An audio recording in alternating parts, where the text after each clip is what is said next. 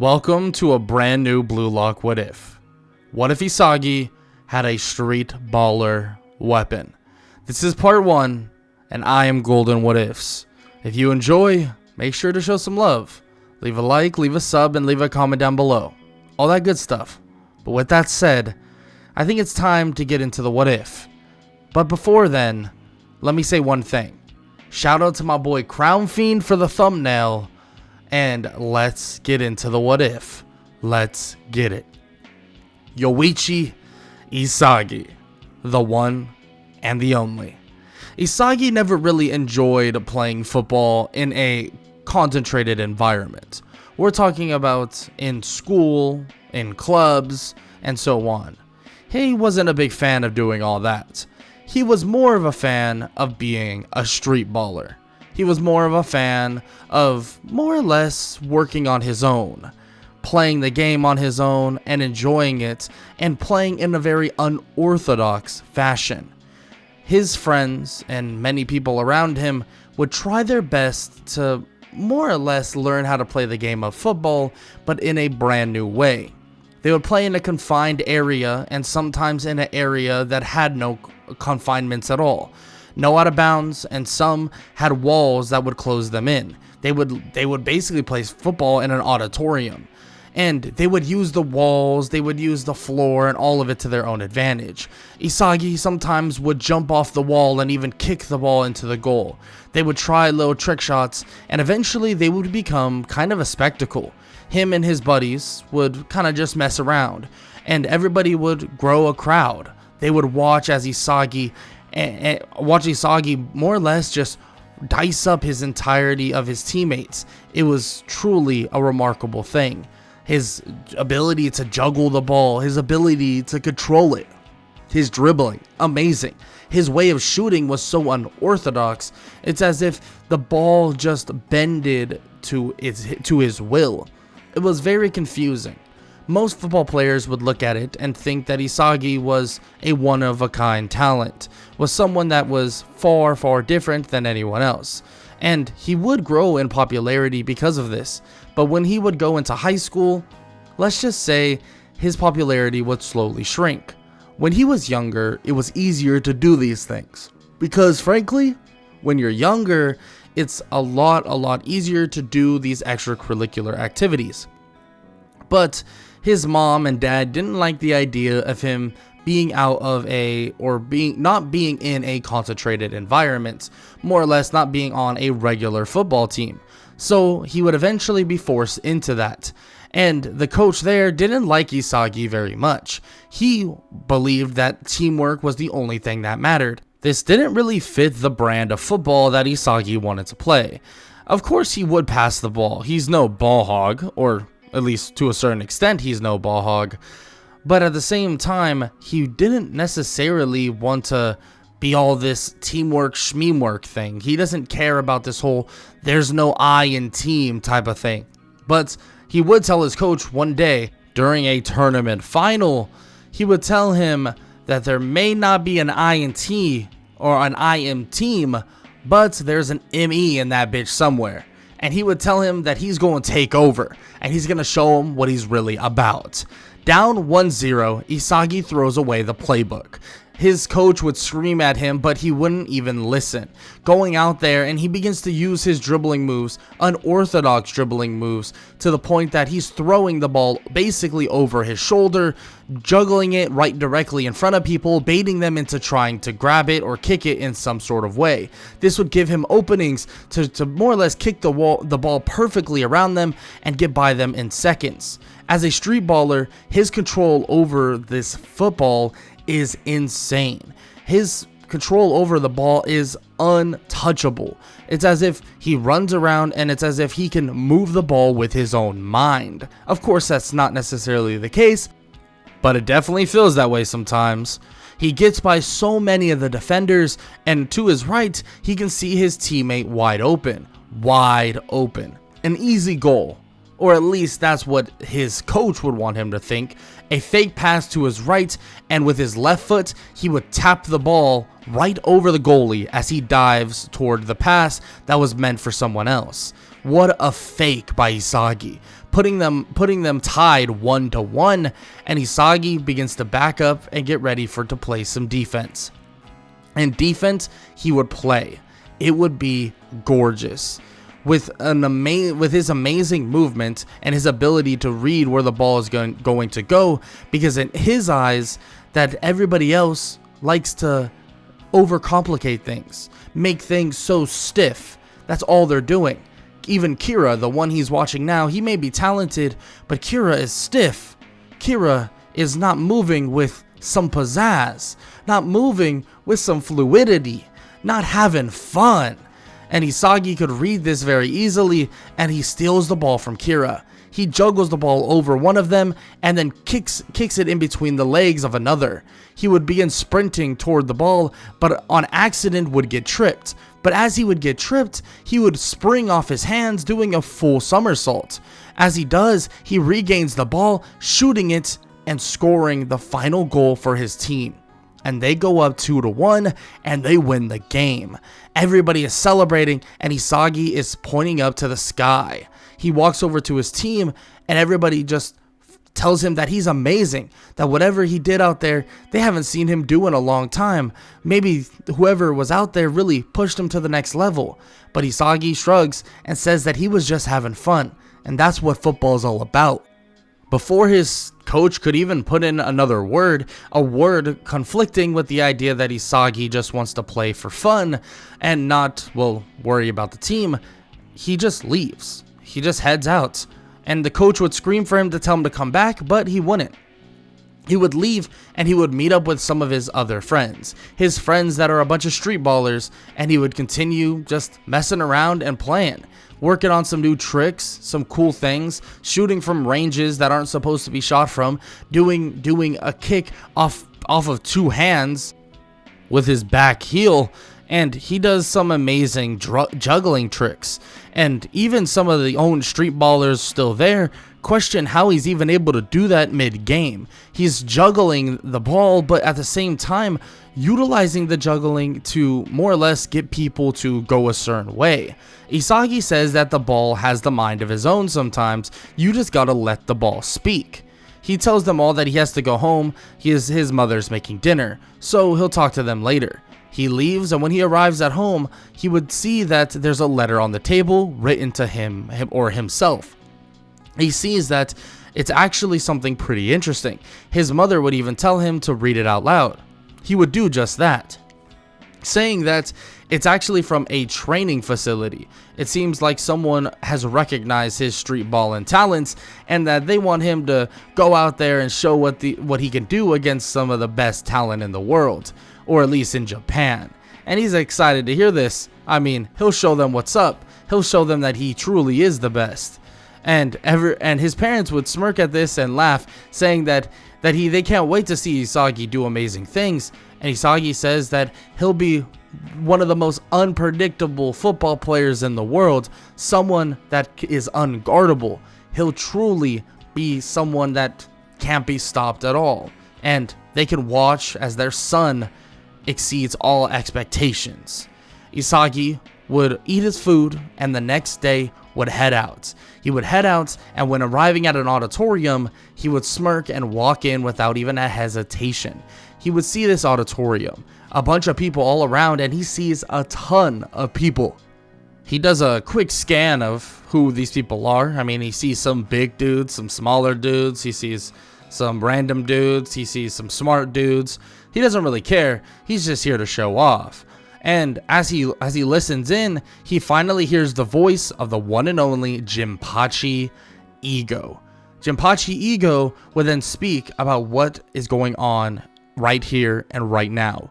Blue Lock. Blue Lock is a place that they are going to hone their skills. 300 strikers will be confined in a remote football training facility, and it will be directed by himself. He will find one that exceeds all of the rest, and on top of that, they will all find their inner ego, because at the end of the day, That is what matters when it comes to becoming a striker.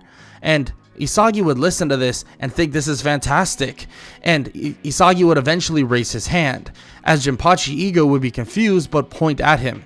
He would then ask Ego, when the hell do they start? In which Ego says that he sounds pretty confident, maybe even egotistical. Maybe he'll be the next egoist, but at the same time, he doesn't know the caveat. If they're eliminated, then they can never play for Japan's national team ever. Isagi would laugh at this, saying that he's here for the challenge. He's here to beat every single person down to a pulp, because he wants to prove that his version of football is so much better than the rest. Ego would look closer, and he would see who it is and who's talking. Yoichi Isagi, huh? I know who you are. I've done my homework. I can't wait to see what you got on a field that is truly not your own. Isagi would smirk as the doors would open, and as Isagi would pass Ego being the first one through those gates, he would tell Ego that every field is his, even if it's not on the street. He would walk by and he would get dressed in the proper clothing for Blue Lock and arrive at his own place, or at the place that he needed to go. He is in the building of Team Z. Supposedly, a lot of them are the bottom of the barrel. Isagi floating around the middle of the pack around all of them, but he would just sigh at the fact that they don't really understand the beauty of street balling, and they don't understand the beauty of what he'll be able to do. In which all of them are a little confused. They wonder why Jinpachi Ego even knows who he is, and Isagi says that he's slightly known for being a street baller, someone that plays football in unorthodox ways. And a lot of them would say that he's not going to be able to adapt very well. I mean, this is a totally different game. And Isagi says that he's played against harder defense, he's played against more rough and tough conditions. There is no striker in the world that can guard him. Doesn't matter the size, doesn't matter the attitude, it doesn't matter anything. There's no stopping him when he wants to get to the goal. In which all of them think he's just being overconfident, that maybe he is an egoist, but maybe he's also delusional. But Isagi also says that don't get it wrong and don't get it twisted, his skills as a defender might be just as good. Because at the end of the day, he's played against street ballers that have way better footwork than everyone here combined, and he can guarantee that. In which Isagi would smirk as everyone would eventually go quiet as Jinpachi Ego would arrive on the screen. He would explain what their first test will be. He needs to weed out one of those people in the room, so they're going to start with a bit of tag. Isagi would laugh at this, and he says that tag is the name of the game. He can explain it for the skinny guy if he wants. And of course, Ego would laugh at this and tell Isagi to go ahead and explain it. Isagi says that on the streets, they do play a game called tag, but with the football. If you get hit with the football, you're it. The only rule really is there's no handballs. So good luck if you get kicked in the face. And Jinpachi Ego would smirk as he says, couldn't have said it better myself, as he turns off the screen and a number comes up saying 2 minutes and 16 seconds and a ball would drop from the roof. Isagi would immediately pick it up and begin shooting it toward many people, immediately hitting one of them by the name of Kunigami. He says that the big guy looks strong, so he better shoot that rock pretty quick or else he might go home right now. And Isagi would watch as immediately Kunigami would shoot at him, but Isagi would bend his body in a way that he's able to easily dodge. Everyone's shocked. What is he, some acrobat? That's insane that he was able to move his body like that. He then tells Kunigami that he has a hell of a shot, but unfortunately, he missed. And Kunigami would reload once again, shooting back at Isagi once again, but he would miss over and over again. Eventually, though, he would accidentally hit the monk boy. The monk boy would get hit right in the face, and Isagi would begin laughing, hitting the side of his leg as he just makes fun of the monk boy. The monk boy would stand up and run toward a free kick, a kick right at Bachira, the sleeping one. Isagi looks at Bachira and thinks to himself that he reminds him of someone very, very interesting. But if this monk boy's not careful, he's about to get kicked in his mouth. In which that's exactly what happens. Monk boy tries to kick the ball right at Bachira's face, but Bachira wakes up and basically lands a mean kick to his mouth, in which he would stumble backwards, and Bachira would yawn, saying that's not cool. He was sleeping. Kunigami would say that they need to play fair, but Isagi would tell him that he just sounds soft. For a big man like him, he didn't think someone like him would be so soft. I mean, maybe he should just eliminate himself now, because if he's that soft, I don't know how he's going to handle the pressure of these elite defenders that will be on him. In which Isagi would say that eventually he'll be up against the pros. Eventually he'll be up against top talent. So if he's so soft that a little bit of kicking action to the face is going to scare him off, I mean, come on. There's no way. In which Kunigami would grit his teeth and would be pissed about this as he takes the ball from Bachira, kicking it straight at Isagi once again. But Isagi would dodge it, and it would hit Kira right in the mouth, knocking out a tooth, and Isagi would smirk. Hey, that ball you're kicking, yeah, it's faster than usual. Now that's what I like to see. Isagi would slide out of the way as Kira tries to kick the ball at him, but soon the clock would hit 0 and Kira would be eliminated. And Isagi would make a remark saying that Kira is kind of not that good anyways, so it's better that he goes now.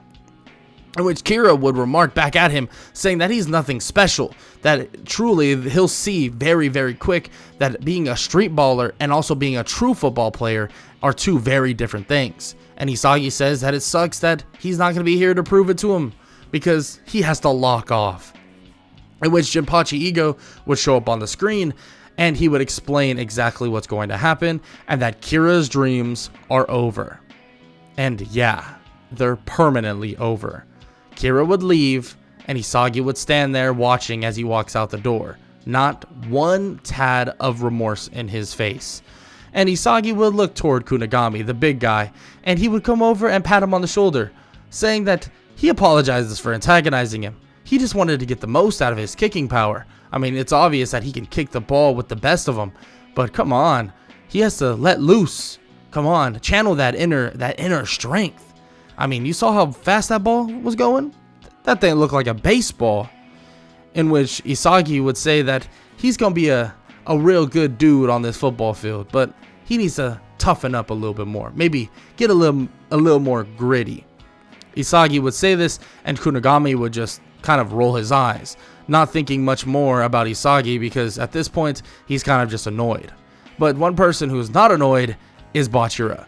Bachira begins to think that this guy is so similar to him, that he's awesome. I mean, God, look, hear what he's saying? And all the stuff he's talking about, how he talks about football. He wish he knew him growing up. That would have been awesome. They could have been best buddies. They could have played street ball together. In which Isagi says that Bachira does remind him of someone else, but he'll have to see his skills to see more or less how good or how better or worse than he is of the guy that he used to play with. But he hopes that he's that much better, because that would be an awesome thing. He needs a challenge, and he loves him some challenges. Isagi would say this, and Jinpachi Ego would continue to explain what's going to happen next. They are Team Z. There's 11 players in their team remaining, and they will live together with the message that at some times the players will work together and others will betray each other. In which Isagi thinks the idea of betraying someone is kind of lame. Even he has morals, even though he wants the best out of every single person so he can crush them, he still has morals.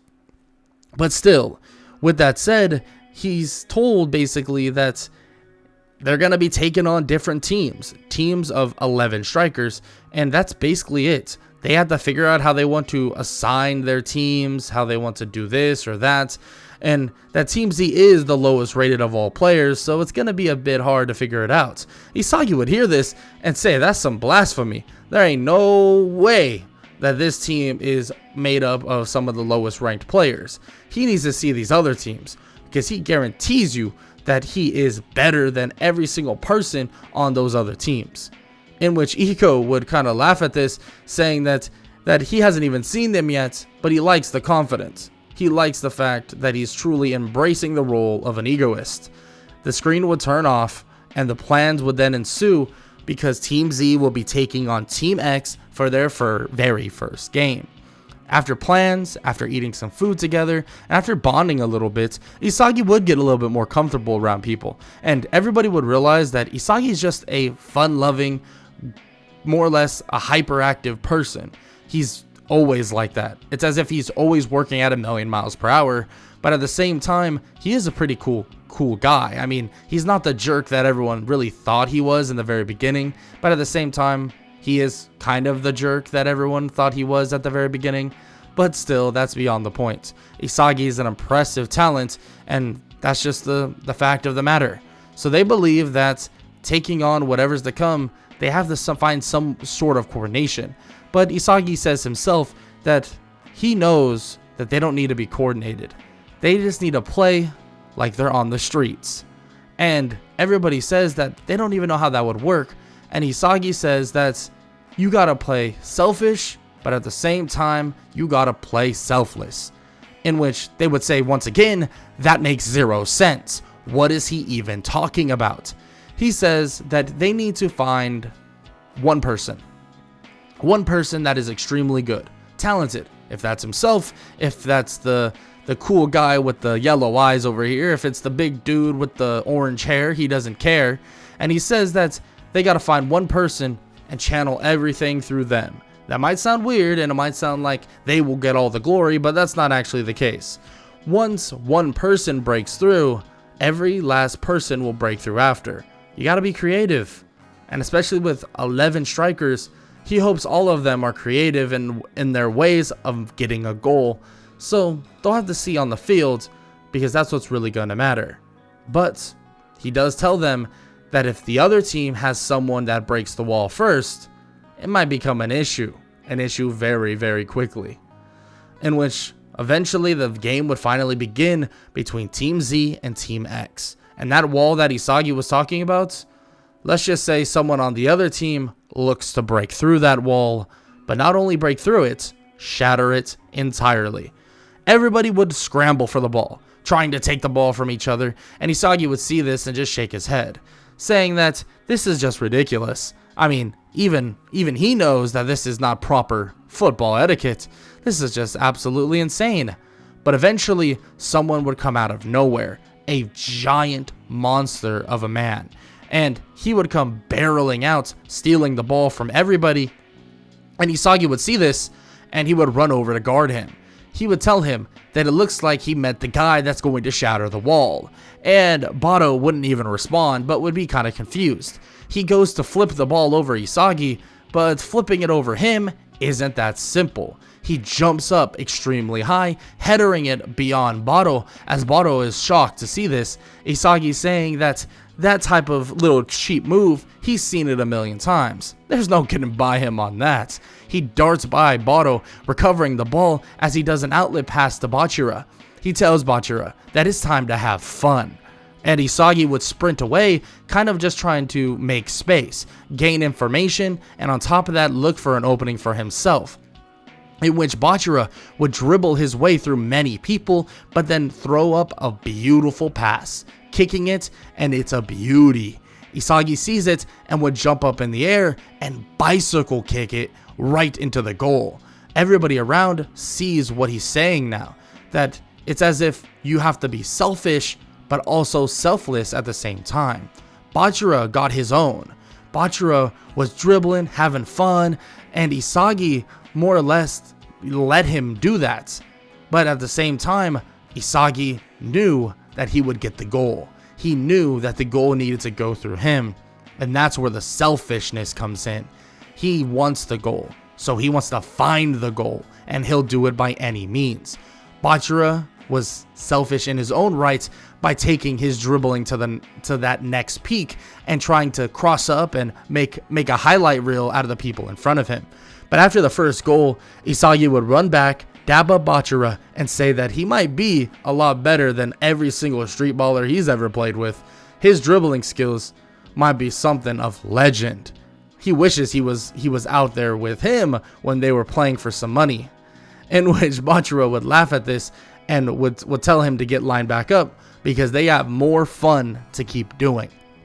In which that would 100% be the case, because Isagi knows that all they have to do is lock in on Bado, in which that's exactly what Isagi does. He tells them that Bado's the main factor of this team, and they just need to keen in on him. In terms of his move sets, Isagi thinks it's very limited, and he even tells Bado this, saying that it's kind of sucks when you're this genetically gifted, but your bag is so small.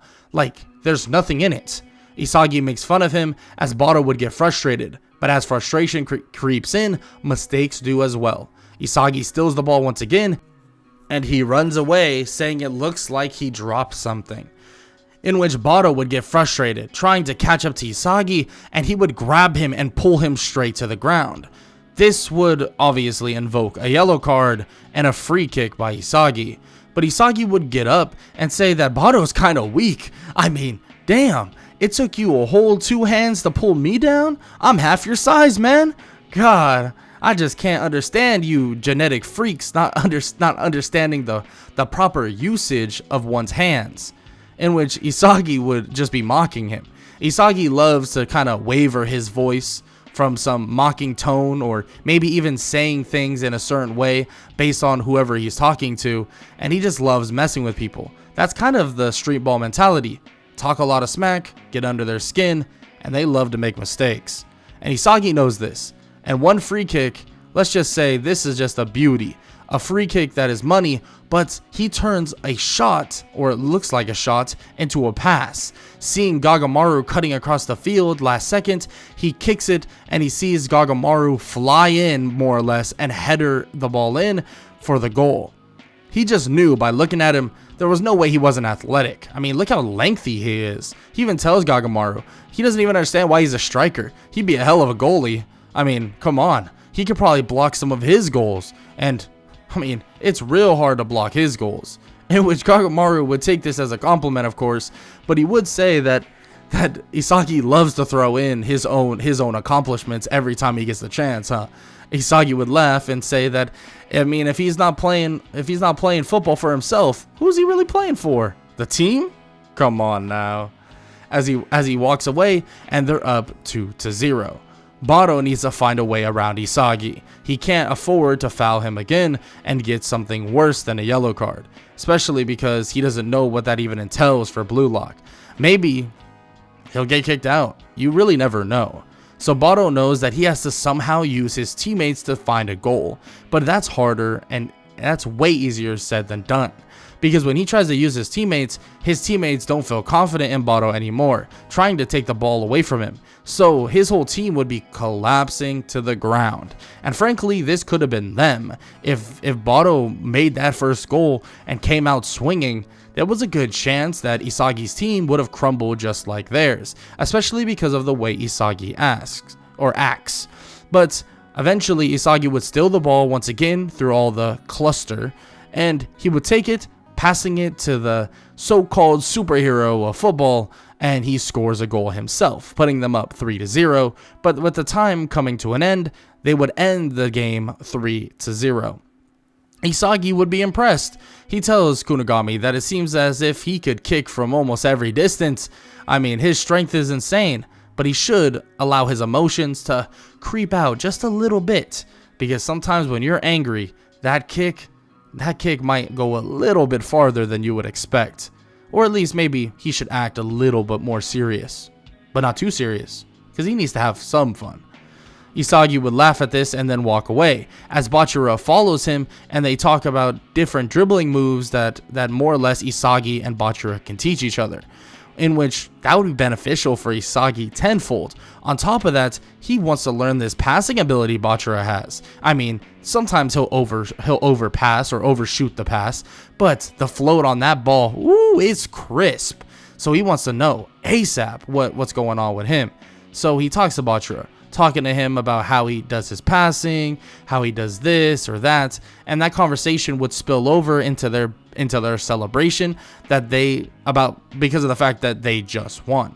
That's all Isagi wants to know. He wants to know more about this Bachira guy. He wants to know more about his dribbling techniques, his passing techniques, and maybe he'll even talk to some of these other people. Like Gagamaru, man. I mean, he might be athletic and lengthy and so on, but I mean, he can learn from him. Put your body on the line for them goals, man. That's what he's talking about. In which Isagi would tell him that he did call him a goalie, and honestly, he probably would be a good one. But at the same time, well, let's just say Gagamaru knows what it means to truly score. That even hurting yourself, putting your body on the line is worth it as long as the ball goes through the net. In which Isagi would compliment him, of course, and he would say the rest of them did well as well, but you know, not everybody gets the spotlight. Like he said, you gotta be selfish and selfless, but some people, well, they just don't get the ball at all, so they don't have a choice. But he would say that they should come up with a bit of a plan. Maybe a plan that would situate them in a proper way for their own strengths, cover up their weaknesses. He loves street ball. He loves running around and just doing whatever he wants. But he does know that if they do properly put themselves in a good environment and a good place, that it could be really beneficial for them, especially as strikers. I mean, they are very creative, so maybe they should look into that. He actually says that he wants to volunteer Bachira to more or less lead the charge. He's amazing with the ball. His passing ability seems to be really interesting, and his dribbling can get him out of a pinch really easily. And Isagi says that he'll be, let's call it, the wild card. He'll be the one that runs around, looks around, finds his way around, and eventually he'll pop out of nowhere, just like that. He'll show up, and he'll be from, well, nowhere itself. They'll all be surprised. They'll be like, wow, how did Isagi get there? And they'll be happy, because he'll be putting the ball in the net. And he begins to tell everyone else what they should really do. And then he gets the chiguri, and confusion would go over him, because he doesn't really know much about chiguri. But he says that he looks fast, real fast. But for some reason, he didn't run. Not even a single inch. Chiguri would ignore him and just walk out the room, in which Isagi and his suspicions, he feels, would be correct. He would look at them and say, nonetheless, they still have to focus on whatever's to come, so they probably should check out whatever film they have access to and whatever they gotta do. In which they're all confused. You really watch film? And Isagi says that of course he does. He might be unorthodox, and he might do things a little differently, but studying up on opponents and learning from the best is how you become the best. So that's just something to keep in mind. Isagi would more or less make this claim, and all of them would agree. They would get ready and be prepared, because they're going to be taking on Team Y. But that's for the next part of What If Isagi Had a Street Baller Weapon. If you enjoyed part 1, leave a like, leave a sub, and leave a comment down below, all that good stuff. And I hope y'all enjoyed, like I said, and I hope all y'all have a wonderful day. Later.